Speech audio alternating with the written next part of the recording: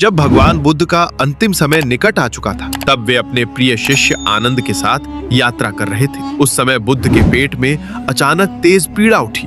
दर्द बहुत असहनीय था, फिर भी उनके चेहरे पर शांति बनी हुई थी।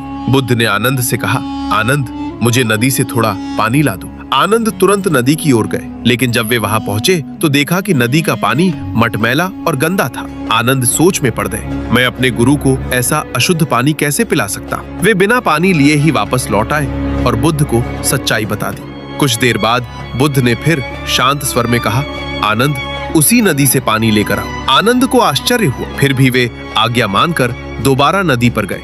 इस बार जो उन्होंने देखा वह चमत्कार से कम नहीं था। नदी का पानी बिल्कुल साफ, शांत और निर्मल था।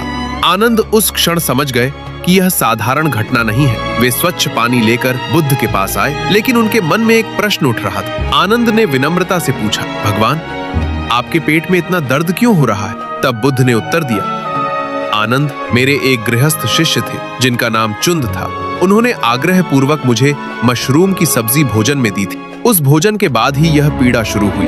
आनंद का हृदय व्याकुल हो उठा। उन्होंने पूछा, भगवान, जब आपको कष्ट हो रहा था तब आपने वह भोजन क्यों स्वीकार किया? बुद्ध के चेहरे पर करुण मुस्कान आई। उन्होंने कहा, आनंद, मेरे पूरे जीवन में केवल 2 भोजन ऐसे थे जो मुझे सबसे अधिक प्रिय लगे। पहला वह भोजन जो मैंने परम ज्ञान प्राप्त करने से पहले किया था, और दूसरा यह भोजन जो मैंने चंद के यहाँ की, क्योंकि यही मेरा अंतिम भोजन है। यह कहकर बुद्ध ने यह भी सिखाया कि चंद को कभी दोष न दिया जाए, क्योंकि उनका भाव शुद्ध था, सेवा सच्ची थी। बुद्ध का अंतिम संदेश यही था, जीवन की हर घटना में दोष नहीं, करुणा खोजो। हर अंत भी एक गहरी शिक्षा छोड़ जाता है।